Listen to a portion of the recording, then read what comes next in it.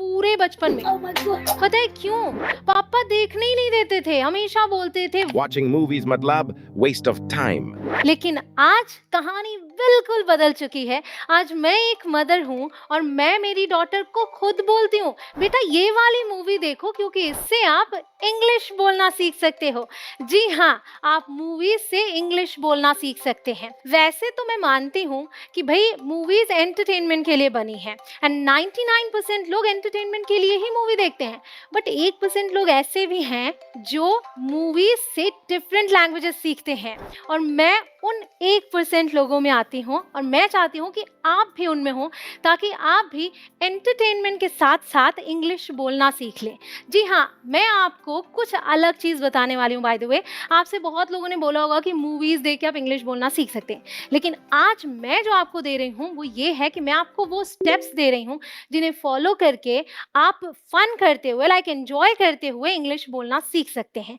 3 steps to learn English through movies. और साथ ही मैं आपको 5 मूवीज के नाम भी दे दूंगी और एक बोनस टिप दूंगी towards the end of the video, जिसे देखना आपके लिए बेहद जरूरी है क्योंकि वो सब कुछ चेंज कर देगा।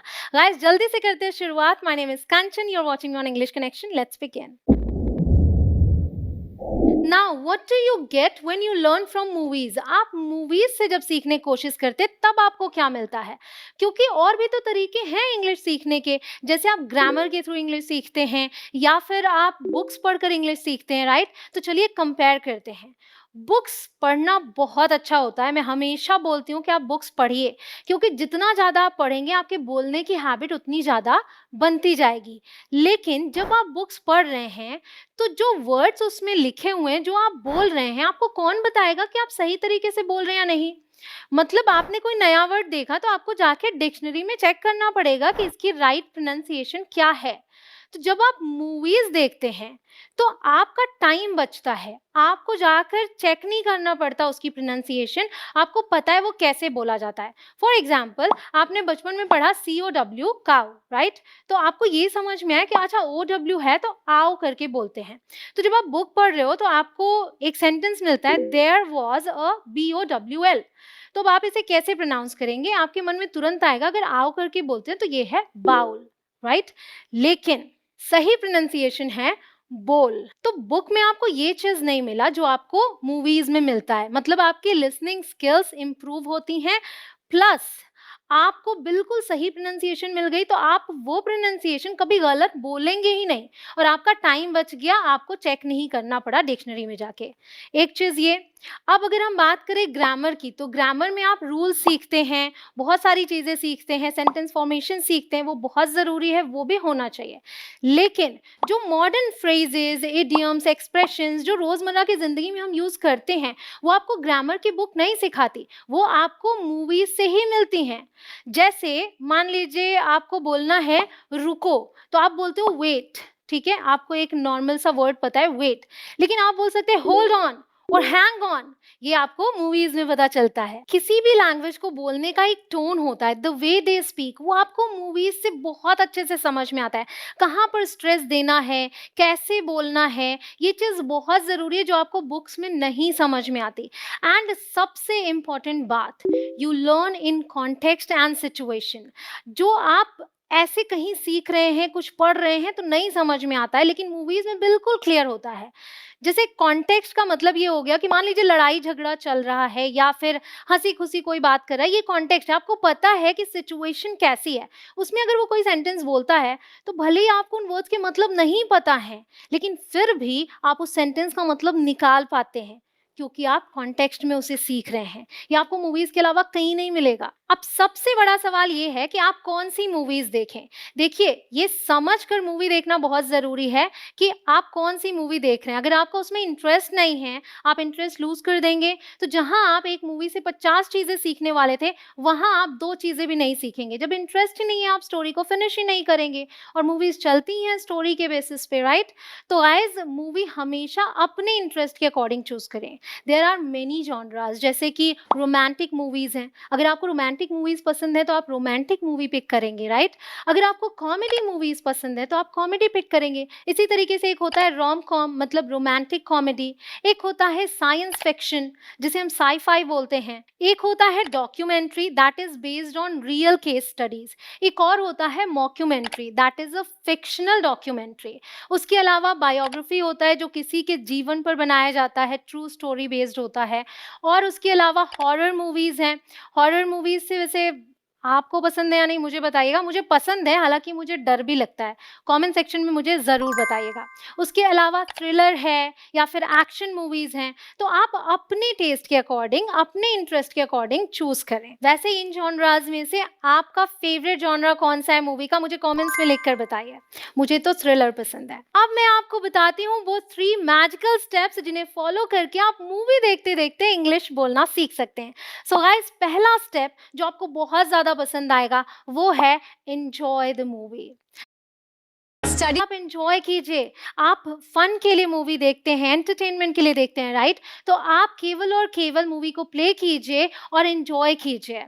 आप स्टोरी को समझने की कोशिश कीजिए। हाँ, सुनना आपको इंग्लिश में ही है, उसमें कुछ भी नहीं चलेगा। कोई बहाना नहीं चलेगा कि अच्छा मैं हिंदी में ऑडियो लगाकर सुन लेता हूँ, ऐसा नहीं है। आपको सुनना इंग्लिश में ही है। स्टोरी को समझने की कोशिश कीजिए। जो वर्ड्स आपको समझ में आ रहे हैं वो समझिए, जो नहीं समझ में आ रहे कोई बात नहीं। बस एन्जॉय कीजिए। अब आता है सेकंड स्टेप जो कि सबसे ज़्यादा इम्पोर्टेंट है। अब आपको मूवी फिर से प्ले करनी है और सबटाइटल्स ऑन कर लेने हैं। अब आपका फ़ोकस सबटाइटल्स पर होगा। आपने स्टोरी देख ली ऑलरेडी तो आपका कोई सीन मिस नहीं हो रहा है। मूवीज़ में सबसे ज़्यादा तो यही होता है ना, अरे स्टोरी जा रही है, मैंने देखा नहीं उसने कैसे बोला, ठीक है? या फिर उसने क्या किया, वो आपको फ़ील नहीं होगा। सबटाइटल्स ऑन है, आपका पूरा फ़ोकस सबटाइटल्स पर हो और जो वो बात बोल रहा है वो सुनना भी है। मतलब जब आप वो वर्ड पढ़ रहे हो तो वो वर्ड आपको सुनाई भी दे रहा है। ऑलराइट? और यहाँ पर आपको बैठना है एक पेन और डायरी के साथ। जी हाँ, यहाँ पर जो भी यूनिक फ्रेजेज़, नए वर्ड्स, कुछ प्यारे से सेंटेंसेस आपको दिखें, उन्हें नोट डाउन करना है। भई मूवी का यही तो फ़ायदा है, आपके हाथ में रिमोट है। पॉज़ कीजिए, लिखिए, रिवाइंड कीजिए, फिर प्ले कीजिए। कुछ अच्छा लग गया, फिर से सुनिए। ऑलराइट? ये आपको करना है। नोट डाउन करना बहुत ज़रूरी है बिकॉज़ वो बहुत ज़्यादा इम्पोर्टेंट है, वो आपके बहुत काम आएगा। अब आता है स्टेप नंबर 3। अब आपको मूवी फिर से देखनी है। जी हाँ, आप दोबारा मूवी देख रहे हैं, तीसरी बार देख रहे हैं, बट मैं आपको इसका फ़ायदा भी बताऊँगी। तीसरी बार में देखिए करना क्या है कि आपको अब सबटाइटल्स ऑफ कर देने हैं। जी हाँ, अब आपका पूरा फ़ोकस स्क्रीन पर होना चाहिए, वो क्या बोल रहे हैं ये सुनने पर होना चाहिए। मतलब यहाँ पर लिसनिंग बहुत ज़्यादा इम्पोर्टेंट है। ऑलरेडी आप सभी वर्ड्स को एक तरीके से पढ़ चुके हैं, तो आपको सारे वर्ड्स समझ में आएँगे। आपको पता है तीसरे स्टेप में क्या मैजिक हो रहा है? जब आपने पहली बार मूवी देखी थी, फर्स्ट स्टेप में जब आप एन्जॉय कर रहे थे केवल, तो बहुत सारी ऐसी चीज़ें थी जो आपने मिस कर दी क्योंकि आपको वर्ड समझ में नहीं आए। बहुत सारे ऐसे वर्ड्स, ऐसे सेंटेंसेस थे जो आप समझ नहीं पाए। लेकिन थर्ड स्टेप में जब आप बिना सबटाइटल्स के अब आप मूवी को देख रहे हैं, तब आपको सारी बातें समझ में आएँगी। मैंने खुद एक्सपीरियंस किया है इसलिए आपको बता रही हूँ, ये करके ज़रूर देखिएगा। आपको करना ही है, ये तीनों स्टेप्स फ़ॉलो करने हैं। तीसरे स्टेप में आपको वो मैजिक समझ में आएगा कि अरे! मुझे सारे वर्ड समझ में आ रहे हैं। पूरी स्टोरी क्लियर हो गई और मैंने कितना कुछ सीखा। तो ये है इन 3 स्टेप्स का मैजिक। अब आता है सबसे इम्पोर्टेंट पॉइंट। गाइज़ आपको अपने लेवल के अकॉर्डिंग ही मूवी पिक करनी है। देखिए जॉनरा तो मैंने बता दिया। फॉर एग्ज़ाम्पल आपको कॉमेडी मूवीज़ पसंद है। अब अगर आप एक बिगिनर हैं और आपने एक ऐसी मूवी पिक कर ली जिसमें बहुत ही advanced phrases, advanced words use हुए हैं, तो आप नहीं समझ पाएँगे उसको शुरू-शुरू में। तो शुरुआत हमको कैसे करनी है? ईज़ी वाले से, राइट? तो ऐसी मूवी आपको पिक करनी है जिनमें easy words, easy sentences use हुए हैं। जैसे अगर बच्चों की बात करें वो क्या करते हैं, पहले वो कार्टून्स देखते हैं। ऐसे ही एनिमेटेड मूवीज़ आती हैं। एनिमेटेड मूवीज़ जो होती हैं उनमें शॉर्ट सेंटेंसेस होते हैं, बहुत ही क्लियर प्रोनंसिएशन होती है, वो स्लो पेस में बोलते हैं। वो पहले आपको देखना चाहिए, फिर धीरे-धीरे करके आगे बढ़ना चाहिए लेवल वाइज़। आपको चीज़ें बहुत अच्छे से समझ में आने लगेंगी और एक टाइम आएगा कि आप एडवांस्ड वर्ड्स और फ्रेजेज़ भी समझ पाएँगे, मतलब उस लेवल की मूवी भी आराम से देख पाएँगे। Now I am gonna give you the 5 movies names, but before that I request you जल्दी से चैनल को सब्सक्राइब कर लें अगर आप नए हो चैनल पर, एंड बेल आइकॉन को प्रेस करें ताकि आप एक भी अपडेट, एक भी मेरी नई वीडियो मिस ना करें। और ये वीडियो अच्छी लग रही है तो लाइक भी ज़रूर करें, अपने फ्रेंड्स के साथ शेयर भी ज़रूर कीजिएगा। तो सबसे पहला है इस लिस्ट में नाम Moana, second one is Tangled, फिर है the Lion King, the fourth one is Forrest Gump, and last but not least the Avengers.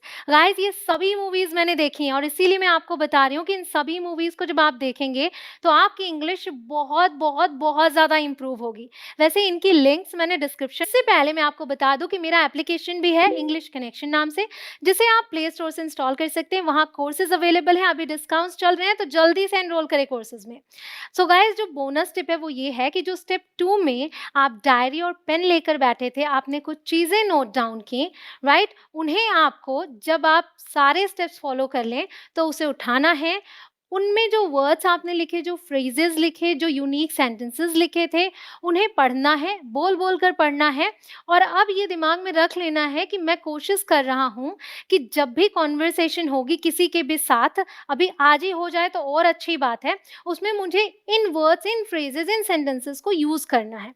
Because जब तक आप यूज़ नहीं करेंगे, आप भूल जाएँगे। मतलब आज आपने लिख तो लिया, अगर आप सोचते हैं कि चलो 1 हफ्ते बाद मैं देखता हूँ, ठीक है, यूज़ करूँगा जब करूँगा, तब नहीं होगा। आपको कोशिश ये करनी है जल्दी से जल्दी आप उन्हें एक ही बार सही कन्वर्सेशन में यूज़ कर लें। अगर एक बार भी कर लेंगे तो वो यहाँ सेट हो जाएगा। ऑलराइट, आई एम श्योर आपको ये वीडियो बहुत पसंद आई होगी। अब जल्दी से अपना एक्सपीरियंस मुझे कमेंट सेक्शन में शेयर करके बताइए। मैं मिलती हूँ आपसे अगले वीडियो में। आप करते रहें प्रैक्टिस। जय हिंद।